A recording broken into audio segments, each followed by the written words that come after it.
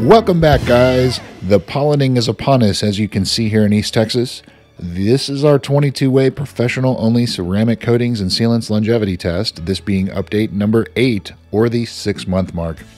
The last 30 days weather, as well as the lifetime weather that this hood has seen, is on your screen here. And if you'd like to support the channel, all you need to do is hit that like button, subscribe, and comment down below if you have any experience with any of these products or if you're an installer of any of them. If you're just joining us, please be sure to check out the entire series of each of these videos, as there is a ton of work that goes into the research, prep, install, and continued testing. So as usual, we'll foam it down using Chemical Guy's Honeydew Snow Foam, rinse it, foam it again, wash it with an Australian sheep's wool wash mitt, and then of course rinse it to inspect the hydrophobic properties. One thing of note is the Modesta products. Those were sent to me by an installer, which we later discovered to be pretty old, so we're not really holding those to the same standard as the rest of them on this test. You know, I'm just going to leave them there.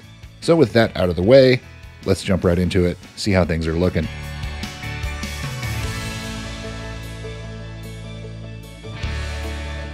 And System X Max and Crystal SS, you can see Max has a little bit of wear on it. Doesn't quite look as hydrophobic as Crystal SS.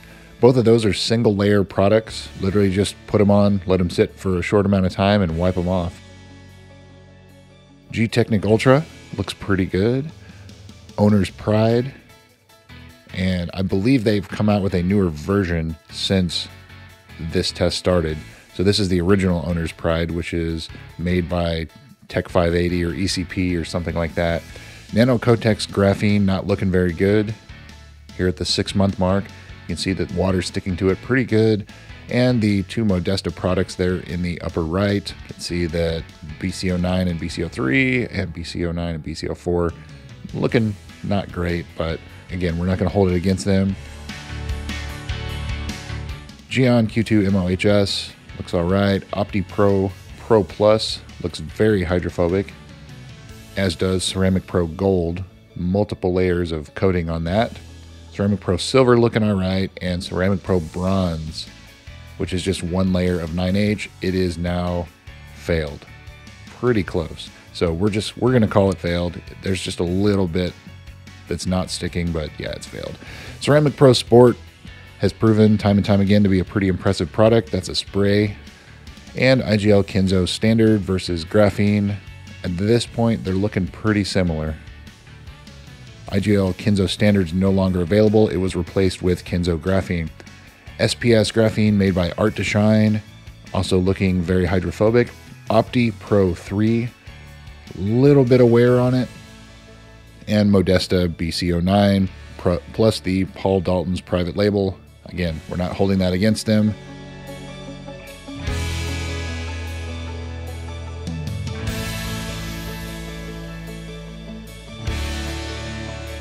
And jumping down to Meguiar's Hybrid Paint Coating. That is our cheap consumer product, one of the two that we have on here just as a comparison. Looks very hydrophobic. And Seaquart's Finest Reserve, looking all right, along with Seaquart's Professional. Both of those are 2021 batches and looking all right. Glossit Graphene, looking hydrophobic. Glossit 10H, not quite as hydrophobic, but still pretty hydrophobic. And last but not least, our cheap Chinese coating, Nanobond. NanoAge Nanobond, looks like it's hanging in there. So there is your update, guys. What do you think? Any surprises? Seaquartz, or not Seaquartz, but Ceramic Pro Bronze, the only failure right now, but it looks like the Nano Cotex Graphene, it's not too far behind there. It's not looking too great. So let me know your thoughts in the comments. Really appreciate it. Stay tuned for more. Thanks for watching, and we'll see you soon.